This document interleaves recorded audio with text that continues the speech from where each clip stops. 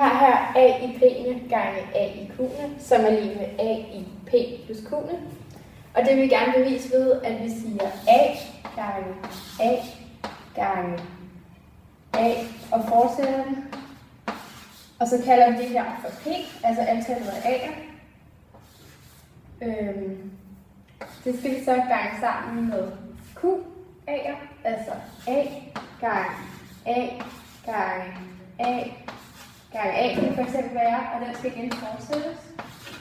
Og det kalder vi så q. De her to skal gange sammen, og antallet af p'er og q'er bliver på den måde lagt sammen, og derfor har vi a i p'ene gange a i q'ene til a i p plus q'ene.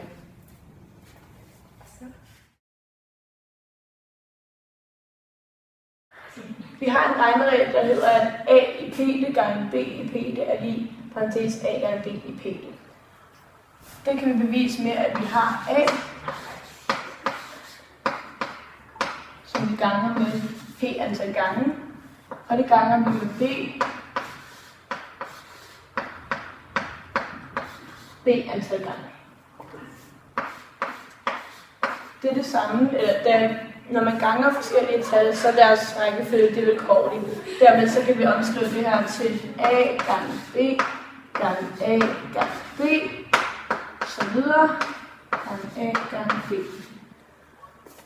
Så kan vi så sætte parentes om a gange b og a gange b, og det antal gange det forekommer, det bliver altså vores p-værdi. Og dermed er det her lige med a gange b i p.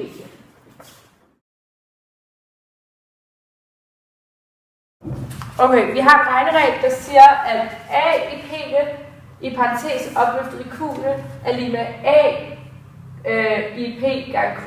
Og det har vi, fordi at a i p'ene opløftet i q'ene i parentesen er det samme som a i p'ene gange a i p'ene gange a i p'ene i alt q gange.